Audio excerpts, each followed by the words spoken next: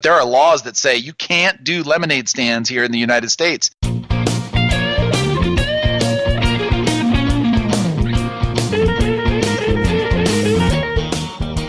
Welcome to the Rogue Startups Podcast, where two startup founders are sharing lessons learned and pitfalls to avoid in their online businesses. And now, here's Dave and Craig. All right, welcome back to another episode of Rogue Startups. This week, Dave and I are going to be talking about family and parenting, kind of on the heels of Father's Day, both here in France and in the U.S. It's a good time to be kind of chatting about, I think, the stuff that really matters and not just business and MRR every month. Right, Dave? I would agree. And let me start off by saying Happy Father's Day to you, a couple of days late, of course. Likewise, thank you. Yes. It's often hard to remember why you're going through all of this stuff, especially when you're in the middle of like all of the pain.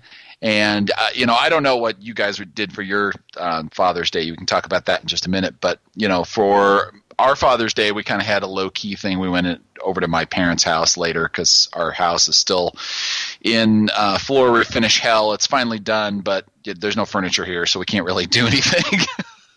We're always hanging out upstairs or outside or something.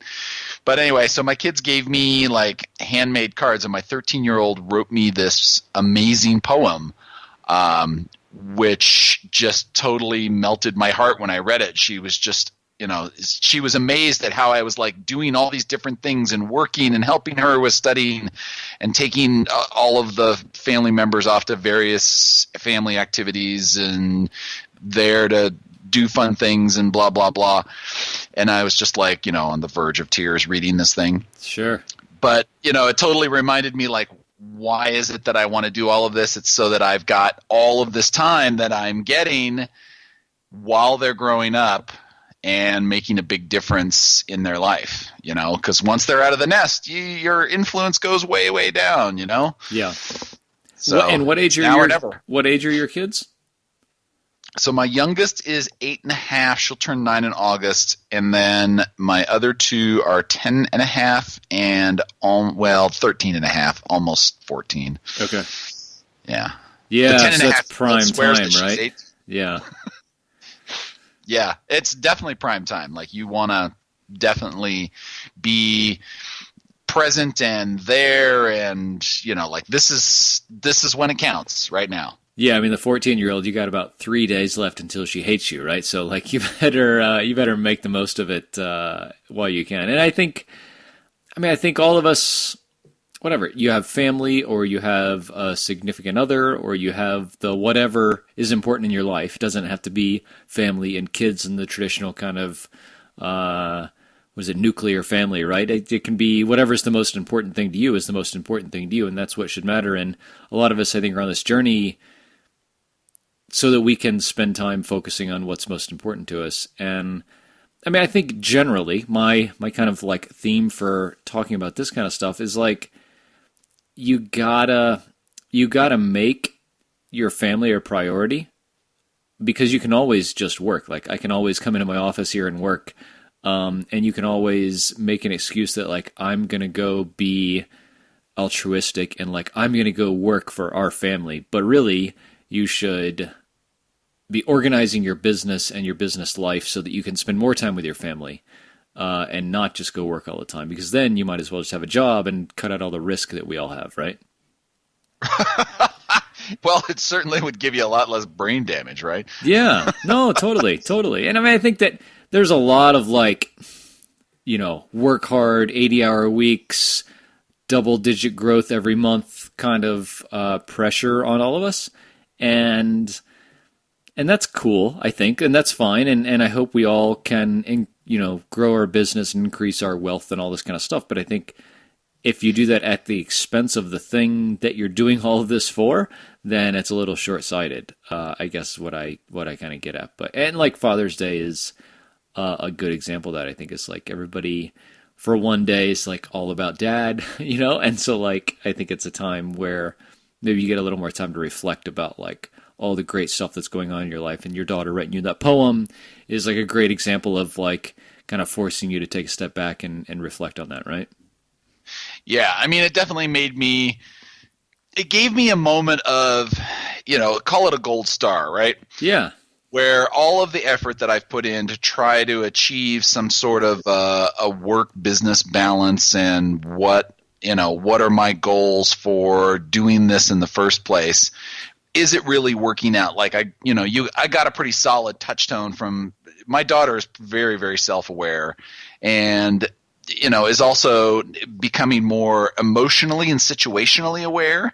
So she gets the subtext that goes on, between my wife and I and the family in general.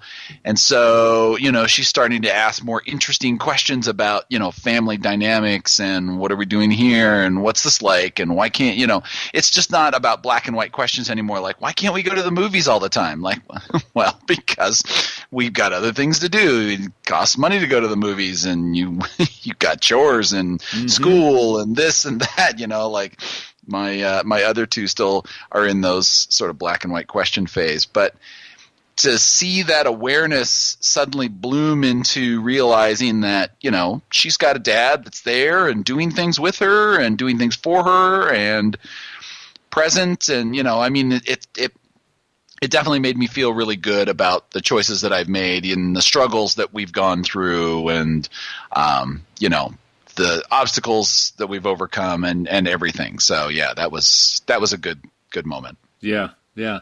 It's always funny. My kids, we'll be sitting around breakfast, and it's great right now. Like, I get the kids up every morning. We have breakfast together as a family, walk the kids to school. Like, it's really like Mayberry, right? And like before, man, I was like out the door at 5 o'clock in the morning, a bunch of mornings, and like never saw the kids and all this kind of stuff.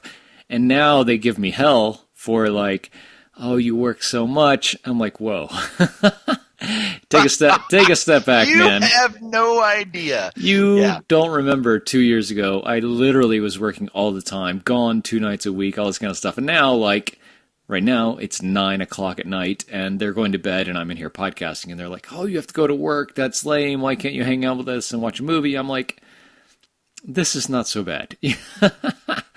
So I think you gotta, like, I don't know, maybe for me, like, the point there, the lesson is, like, it's a little relative in our family's eyes, right? Like, it's a lot better now for me than it was, but for them, they still say, like, wow, Dad works all the time.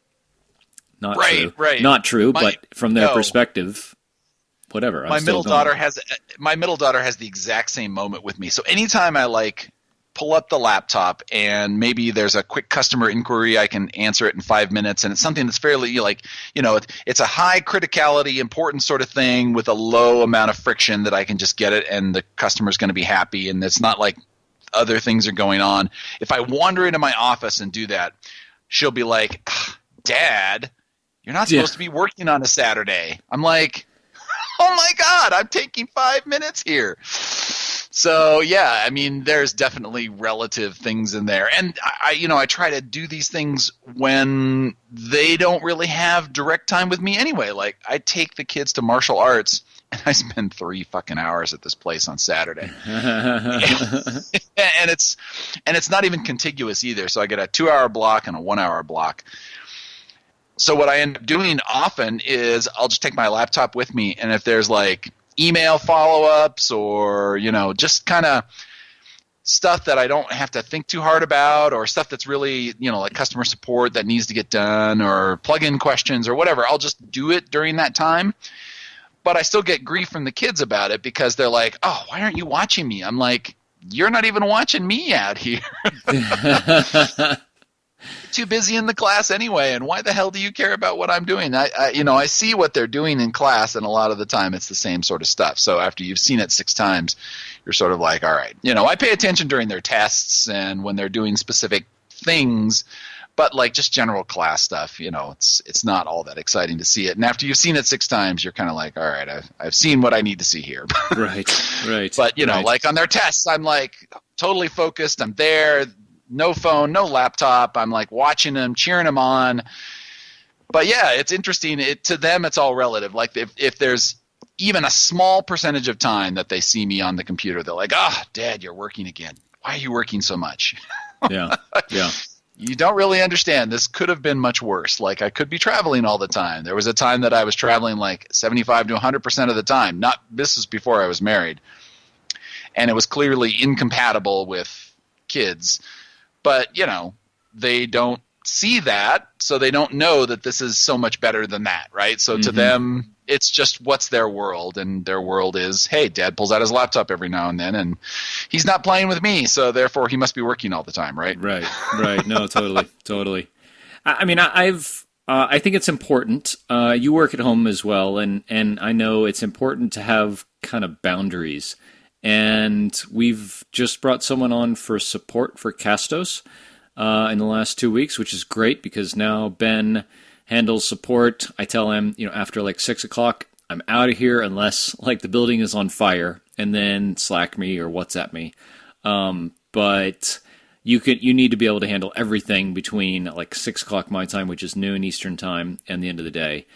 And everything else, whatever, just leave it for me. I'll do it in the morning. So that like I might peek in every once in a while in the evening or after kids go to bed.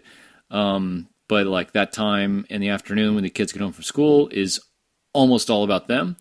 And lately, the entire weekend, I'm gone. Like maybe I'll get up early on like Saturday or Sunday morning and come in and do like email or support or whatever for like whatever until the kids get up.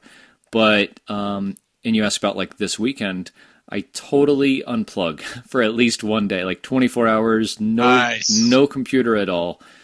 Because, I mean, I know like, folks who listen to this show for a while, like when we had Sherry Walling on, gosh, Dave, 3 months ago when she launched her book, I was in a bad spot, man. I was stressed the fuck out. I was like, having like physical signs of stress and stuff. And I'm like, whoa.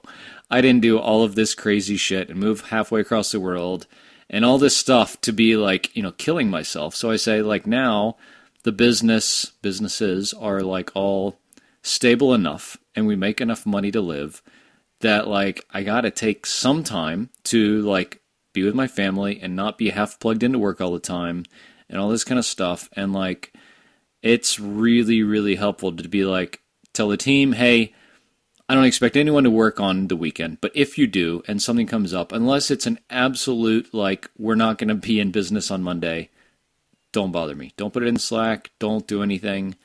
And we'll just deal with it on Monday. Because like what I found at least, and this has been like about 6 weeks I've been doing this, it doesn't matter, right? Nobody expects you to like show up on Sunday morning to answer their support questions. And if you, I should introduce you to some customers. No, but I mean, it's a little funny because like if you just leave it, either it's not going to matter or it will resolve itself over the weekend, right? Like people will be like, I really want this to work. That's true. I understand these guys aren't going to work on Sunday, so I need to go figure it out. We have decent documentation at least, so people should be able to figure a lot of stuff out. And worst case, they're going to cancel anyhow. Best case, they figure it out on their own, and you don't spend, an hour on Sunday dealing with customer support, which for me, like, I don't know, at this point, support is okay, but it still is like kind of an emotional drag on me. Like, I just get down with, like, support and people being critical of what we do and your stuff sucks and all this kind of stuff. It's still, like, personally kind of gets at me. So anyways, like, in the evenings, I choose some days to not check in at all. And most days I check in a little bit just to make sure that, shit isn't blowing up. But it makes like the next day better for me. But on the weekends, I definitely have like a 24-hour period of just no computer. And it's really been nice. Nice. Yeah, I mean, when I hired Bobby about 1.5 years ago, that was when we sort of changed the support hours. And just before I hired Bobby, I basically instituted the office hours in Help Scout, so it actually notified you if you were outside the office hours. Yeah. So anybody who sent like requests on the weekend got this, hey, we're not in the office right now, but we'll get to this thing by blah, blah, blah. And I think that's been hugely helpful so that they get an immediate response and it sets up expectations. And I've noticed just in general over time in that 1.5 years time, support requests have dropped off on the weekends because I still see them show up on my email and my phone because I still have that account attached to my phone. for whatever reason, I can't let that go. I don't answer it anymore for most part, but if something like urgent were to come up, I'd at least be aware of it. Yeah. I probably at this point should just shut it off because I haven't really seen anything so unbelievably urgent that I needed to be connected to it, except during Monday through Friday, 8 to 5, basically. But be that as it may, it still has given me an interesting data point that all of these people that have submitted things on the weekends have done exactly what you just said. They either resolved it themselves or they waited until Monday when we showed up. And the ones that were really pissed off, they get a refund and they walk away. You know, and they very, very likely would have anyhow. And I don't mean to be... Yeah, or they were going to be a pain in the ass and you probably would have given them the refund. Yeah. And I hope that doesn't come across as arrogant, but I think, and I just am coming to this point because, I mean, I lived in a world of like, you literally would bend over backwards to keep your customers happy in my job before because, I mean, you only had 20 customers, right? So, like, you have to keep all of them really happy, like in my day job before. And so, like, I carried over a lot to my vision of what support was like now. And with Podcast Motor, I guess, like, we have, 30 customers or something. So we do a lot to keep them happy. But with Castos, I mean, we have hundreds of customers, right? So, like, if one customer or two customers in a week is not happy, that's not great, but that's not going to kill the business, especially like the night or the weekend or whatever. Right. And I think if you can say, like, generally, we're going to keep 90% of the people happy all the time, you're good. And everyone else is going to bitch about it anyhow. There's always customers that are obnoxious and toxic and a pain in the ass, and there's absolutely zero you're going to be able to say to make them happy. The best you can do is just make them feel not pissed off, give them the refund and let them walk away or whatever. Yeah. But yeah, I mean, to my own sanity, it makes a huge difference to not answer the support on the weekends unless I choose to, Mm-hmm. Sometimes I'll do it just because, it's something that's going to make them unbelievably happy. It's super easy. I'm sitting there anyway. Why not? But I don't have to. Like, it's my choice to do it. Yeah. And I notice that if I do reply a lot of the times, it kind of sets an expectation. Oh, hey, Dave replied to me on a Saturday. Let's try it again on a Sunday, Mm. And so, I make it sort of it's a bonus thing. Like, if I do this, great. But I'm certainly not required to. And it's stated very clearly what our expectations are. And when you've got, 4,000, 3,000 odd paying customers and the plugins, you just can't be there 24/7. It just ain't going to happen. Mm-hmm. Yeah. Mm-hmm. Something I think about a lot is like the world that our families and our kids and stuff are growing up in.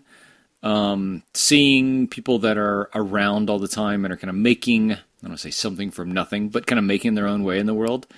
And I wonder sometimes, like, if our kids will react or kind of like adopt the world that we're living in. Like, will they say, Dad is at the computer all the time. I want a job where I'm just like talking to people all the time and in an office. Or are they going to say, wow, Dad's job is so great. We can travel and we can do whatever we want anytime we want. And Dad can keep working if he needs to. I want to have a job with the freedom like that. I don't know, my kids are 5 and 7, so like we're not anywhere near that yet, but I think at least is interesting and opens their minds to see like, oh, my dad does this, and maybe like they explain it to their friends at school, like, their friends say, oh, what does your dad do? Oh, my dad works in Geneva. Oh, my dad plays on his computer all day. Like, what does that make them think really about, like, I don't know, what we do? I don't know. Do you ever think about that? Like, what your kids seeing you do this all the time now will mean for their kind of professional future? I've kind of wondered that a little bit. So, my kids are old enough to start talking about what they want to be when they grow up and have like, a degree of seriousness associated with it. Not the, I want to be a firefighter or a ballerina kind of thing. But like my youngest is saying, after her last year where she goes to a STEM school. So they do some mandatory engineering in the curriculum. And now she's really excited about that. Like she wants to be an engineer or an inventor. And so I think for her, it's about the hands-on aspect. And she just likes to work with her hands and figure things out and puzzle through problems. And I don't know that she really sits here and looks at what I do and say, I hate what Dad does. I don't want to do that. She's just kind of got her own idea about that. My oldest, she actually spends a fair amount of time on her computer as well, because all of the things, she's going to the same STEM school, and all of the work that they do is through the laptop. There's Google Classroom, and there's this thing called Canvas, and they turn in their assignments, and they pull down their homework. They do projects on Google Docs and Google Sheets and keynote presentations and yada, yada, yada, yada. Everything is online, absolutely everything. So for her, she's kind of gotten indoctrinated into computers are your gateway to everything else. So I think she has kind of I don't want to say it's a mature view of this thing, but I think she's got a very realistic view. She talks about wanting to be a scientist. And scientists will spend a certain amount of time doing data analysis and experiment construction, and, it depends on whether you're theoretical or experimental. But, she's definitely less interested in the engineering side of things, but more interested, I think, in the scientific analysis sort of stuff. But I don't think that she's sitting here thinking to herself, God, Dad spent all day on his computer, and I think that just sucks, because she does it too. Mm-hmm. And she doesn't come to me and say, I fucking hate this computer, Dad. Sometimes I have to pry it out of her hands. So I think and I don't think sometimes it's just stupid addictive stuff where she's watching Last Week Tonight with John Oliver on YouTube or whatever, which is great. But at the same time, you're like, okay, sweetie, did you get your homework done? I know you love John Oliver. He's hilarious, but let's get focused on the thing that needs to be done. So, I mean, obviously she sees the distracting side and the not distracting side as well. But I think for her, it's just sort of, this is life. This is natural. This is what Dad does. It's what I'm doing. It's what all my friends are doing. So I don't know that she sees it as good or bad or indifferent. I think it just is for her. I'm not really sure about my middle daughter. She's the one that's been homeschooled. She's actually starting public school this fall. And she hasn't spent as much time on technology as her sisters, but it's not like she spends no time on technology. She has her own iPod. She watches plenty of stuff on the iPad. She's done lots of homework on online and works through various things on there. And there's lots of homeschool resources that are online, and she does research on the computer and stuff like that. And she has a Chromebook, and she uses it a fair amount for research and looking things up. And so I think to her it's a natural tool and an extension. But she's talked about a lot of non-digital careers where she wants to design a dress, be like a fashion designer for a living. Then, she had other ones too that was sort of like, well, okay, I don't know how realistic that is, but, she wanted to be a spy and that's awesome. other crazy stuff. That was her kindergarten goal. Yeah. But the last ones, she likes acting a lot. So she's talked about being a professional actress and, so for her, I think it's just a different direction in general, and technology is not necessarily a part of those directions in the same kind of way that it is for me. I think my oldest daughter has talked about, would she be into programming? She finds some certain things that are super cool about programming, and she wants to learn more and go deeper and dig and stuff like that. So, I mean, maybe someday she wants to do software. I'm not pushing it at this point. I'm going to let that be her decision. If she wants to come to me and talk about that, great. But, I don't really know what specific direction she finds the most important at any given time, other than what she just comes and tells me about. So, yeah. I mean, that's kind of where they're at. I mean, it's almost strange to think about, quote, programming for, our kids that are 10 or 15 years away from having jobs. Because, certainly programming as we know it won't really exist in 10 or 15 years. Something like it will. Solving problems with logic will certainly exist forever, probably. But I don't know if, quote, programming will exist in that amount of time. So that's really interesting to think about. But so it's funny. Our kids, I don't think have. They're so much younger, 5 and 7. I think they're still in the I want to be a spy phase. No, totally. My son wants to be Tony Stark. Me too. Oh, who wouldn't? Me too, Dude. right? Yeah. But it's funny, my daughter is really, really ambitious. Like, she wants to open a lemonade stand. And I'm like, hey, like, I don't know if that's legal here. Like, and that's kind of a weird thing to say, but like, that France is not the United States. Like, you just can't go do a lot of things here. Not like they're going to go arrest you or something, but like, I've never seen a lemonade stand here in 2 years. So like, I have to tell her like, hey, I understand, like, you want to make money, but I don't know if that's cool. Like, so it's a little interesting, but you know, the one thing dude, try it out. I mean, there's laws. I only found this out about this recently because like some kids actually got cited by the police, but there are laws that say you can't do lemonade stands here in the United States. It's funny. Not all states have these, but apparently Colorado does have one. And now there's like legislators going and saying, well, this is stupid. We're going to repeal this law. We're going to pass a law to change this. Yeah. So that kids can do lemonade stands. Like, we want to encourage entrepreneurship. Yeah. Yeah. So I say just fuck it. Go for it, man. Fuck it. Yeah. Yeah. So, I mean, I definitely, we definitely like teach our kids about money, and they learn about money in school, which is really cool. Like, so I have to tell this aside. So the kids 2 weeks ago now went on a class trip. So both my 5 and 7-year-old went on a class trip for 3 nights to just outside Chamonix. It's called Les Ouches. And they went with their class. So about 50 kids and like 10 chaperones went for 3 nights. And it was like, the translation is like a class of discovery. And so, like, they went just to, like, learn about kind of living on their own, and they took money, and they bought things like groceries and souvenirs, and they, like, went out in nature and did all this kind of stuff.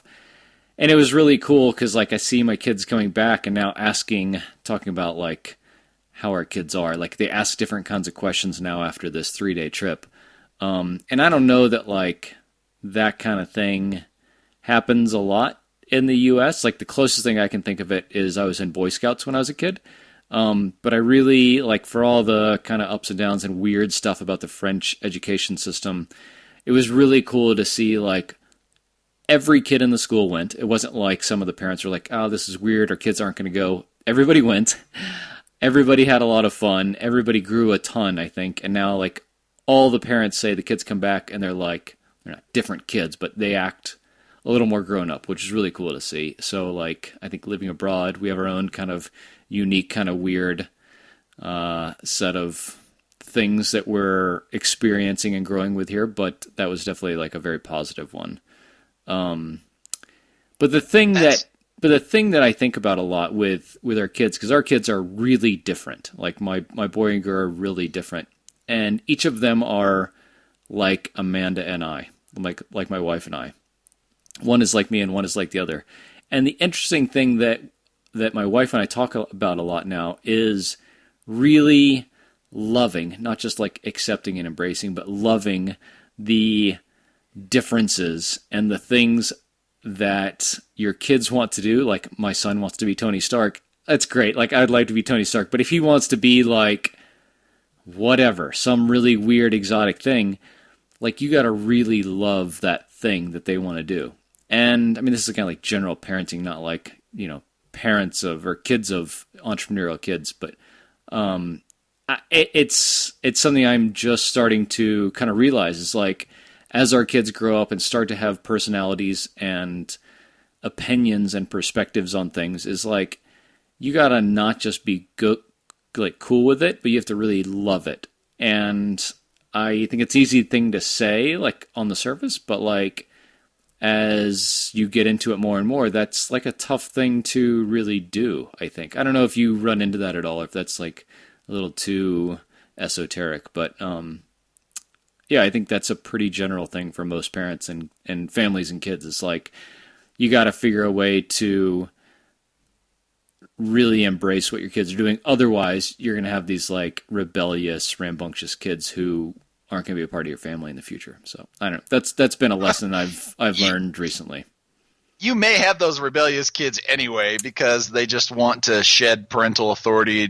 I mean, or that, that warm, loving embrace and get the hell out of the nest anyway. But, Totally. No, I totally agree with you. You've got to love what your kids are doing and who they are, not just accept it. That's one step in the journey, but I think it's healthier for the kid if you love them and support them and make a big deal about it. My middle daughter definitely does things in a very different way. And, she clashes with my wife and I, and she clashes with her sisters, and she clashes with her friends, and she's kind of got a different way of doing things. But, it's at the same time, she's an amazing kid. And I can't say that as a father that I just was always totally loving and embracing of this differentness of hers. It kind of had to grow on me, and it took a long time, I'm sad to say. I mean, she's 10 and a half years old, and I wasn't always loving the way that she behaved.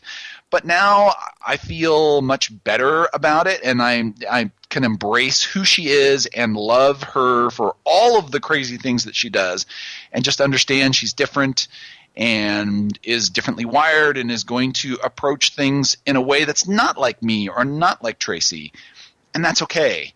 So, and getting back to your lemonade stand comment earlier, I wanted to say something. I would say one of the main differences between what you just described in France at a very tender young age, I assume this is the 7-year-olds doing this, right? Yeah. So 7-year-olds are going out and learning about money and budgets and spending and independence and responsibility and all of this stuff. We have no such thing like that here in the United States. In fact, they are talking about adding in a financial savviness for life kind of class. I don't know exactly what the title of it is, but I've gotten a vague description from my 13-year-old. And it basically is a how do you manage your personal finances kind of thing. One of the things I've seen this over and over and over again on Twitter, God, I wish I had had a class on personal finance, or God, I wish I had a class on being able to make a budget, manage my money, decide how I'm going to, spend things, and just try to figure out how do I set up banking accounts and how do I do all of this stuff. It's not like I had any of those formal classes. I kind of had to figure it out, either, watching my parents do things or seeing my other friends in those kinds of situations, or just trying it out on my own and seeing what happened. But having that kind of an education is huge, because generally people are very bad with money if they haven't had exposure to that sort of thing. So I think it's super important to give them experiences with that. So, for example, this year, actually, let's flash back to last year. So last year we went to the Renaissance Festival, which is actually just a few miles from our house here, which is super awesome. And when we took the girls there, we gave them a little bit of money, plus they had something that they had already saved up from previous stuff, but they hadn't really been thinking about it so much. But when they got there at the Renaissance Festival, all of them were so enamored with all of the cool shit they could buy. And because of that, one of them started going through her funds pretty fast. And another one was super reluctant to spend because she's like, oh my God, there's so much cool stuff here. I'm not sure whether I should spend my money here or over there, or if I'm going to find something else that we haven't gotten to yet. And I'm like, those are all very tough questions. I don't know how to give you good answers to that. You kind of have to decide whether this is important or not, and if you want to look around more, but we have a limited amount of time. We're not going to stay here all day. We're going to be here for a few hours. I think we were there for 4. And after that, we're going to leave, and it's only here once a year. We're not coming back again. So make your decisions. And I think so they went and did their things, and my oldest daughter got this really cool butterfly mask that was hand painted leather, super beautiful, but it was pretty expensive. It was like $75 or something like that, and she only had $100 or something to spend. And she had the most of all the girls, and the others went and got their own things. And when they all came back and they were talking about their stuff, for the rest of the year, from June until basically now, they kept talking about, well, how can I earn money so the next time we go to the Renaissance Fair, I've got more to spend because that was a really cool place. So now they're connecting the whole, hey, if I do all these crazy ass chores that Dad's asking me to do and he's paying me, $7 to scoop the dog's poop or $10 to go clean out his car or whatever it is, that translates later down the line to me having more stuff to go spend at the Renaissance Fair. So now we're about to go probably like next weekend is my guess. And so they're getting excited, and like my middle daughter was like the other day she came up to me and said, Dad, can I clean your car? I'm like, okay. Do you want me to get Kira to help you? No, I want to do it myself. I'm like, why is that? Well, I get more money, right? And I said, well, if you both work on it, I'll pay both of you, but I'm not going to give you more for doing the thing on your own, because I know that when she does this, she tends to get kind of distracted. So actually having them together tends to make them do a better job. Yeah, I can see that. Yeah. So I said, but if you want to do that way, you can do the whole thing, and I'll pay you a little bit more if you do the whole thing and you do a good job. But then her sister eventually figured out that she was doing this and got involved as well. So I took care of both of them, but I was very excited to see that kind of entrepreneurial behavior. Like, I want money. How do I get that? What do I need to do to earn it so that I can turn around and enjoy this thing that's coming up that we've been talking about since last year? And I think that those kinds of moments are not as frequent as we need them to be as parents, like to teach them about money, to teach them about responsibility, to teach them about independence. So I'm excited that we got this chance, but God, I wish all of our kids had that class that your 7-year-olds did near Chamonix. Yeah. That would be truly amazing. I think they get like small little tiny opportunities here and there, but nothing like that. Yeah. Nothing like that. Yeah. I mean, I have to say the culture around money here is what's just very different. I mean, like like work to live or live to work thing in France generally is very much a work to live mentality, but then they are super long-term thinking. I won't say stingy, super long-term thinking with their money. So I mean, like, somebody buys a house, they will never sell that house. Like, houses are in families for generations here, which is really strange coming from the U.S. I mean, I've owned 5 houses in the U.S., in my adult life, which is weird. But yeah, I mean, you see it, like, we have like the equivalent of a farmer's market in our little village every Tuesday night. And dude, you'll see kids, like my son, will go up and like, I want a baguette and a brioche and a thing of brie, and he'll just go buy all this stuff. He's 5, and he hands the lady the money, and she hands him the change, and he looks at it, and they talk about it, and all this. It's crazy. Like, they just treat the kids like really grown up about that kind of stuff here. And it's cool. I mean, we live in a little village, so it's cool. It's not like we live in the middle of Paris where like you have to be really concerned about that stuff. So it's part of it is like the pressure is so much less, I think, here, to where people can take the time to learn that stuff like they should. So, but I mean, I think your point is really, really important, that like, if you're not teaching your kids about money or just like responsibility, and accountability in like a fun, creative way for little kids especially, you're doing a disservice to them as they get older, because they'll wake up one day and realize, shit, I'm 23 and making $100,000 a year and I'm broke. And that's like the worst possible time in your life. If your kids are making $100K at 23, come talk to me, because I want to know what the hell they did. Unless they're working for Facebook, Apple, Amazon, Google, blah, blah, blah. Yeah, but I hear what you're saying. I think there's a lot of kids that graduate with zero skills in managing their money and being independent and responsible, and there's so many opportunities that we as entrepreneurial parents can give our kids, like the whole lemonade stand. I mean, my kids have been bugging me about the lemonade stand. The other day they went and built the signs for it, so now I got to set up the table for them so they can go out and do that. Yeah. And you got to give them these opportunities to be able to go out and make that money and be ready for all of these things, so that when it counts, when the stakes are higher, they're ready to do it. Yeah. Yeah. And I think, I guess, like bringing it full circle a little is like it's our opportunity and responsibility as parents with more flexibility and freedom and time than a lot of other parents to take the chance to participate and teach them these things. And for the uncertainty and stressful times that we have as entrepreneurs, entrepreneurial parents and family members, that the upside should be that we can like take the opportunity to teach our kids and participate with our family in these ways that people that have the 9 to 5 and travel and all this kind of crap probably can't do. So I guess that's how I would sum it up, and that's kind of how I think about it now, is like take the time to do the things that you can do because you chose this life, and don't just piss it away answering support emails and doing all this stupid it's not stupid shit, but sometimes it's stupid shit that doesn't really matter.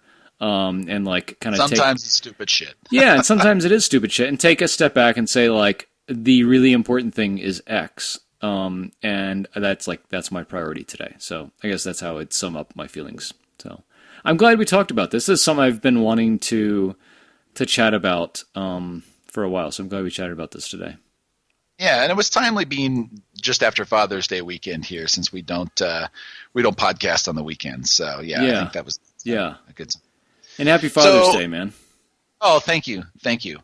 So for all of you parents out there in the audience, what things are you doing with your kids to teach them responsibility or an entrepreneurial spirit or about how to manage money? We'd love to hear more about it. Send us an email, podcast@roguestartups.com, or if you have a subject or question you want to ask for another show, we'd love to hear from you. And if you've got an opportunity to leave us a review in iTunes, we'd love to hear what you think of the show. Until next week. Thanks for listening to another episode of Rogue Startups. If you haven't already, head over to iTunes and leave a rating and review for the show. For show notes from each episode and a few extra resources to help you along your journey, head over to roguestartups.com to learn more.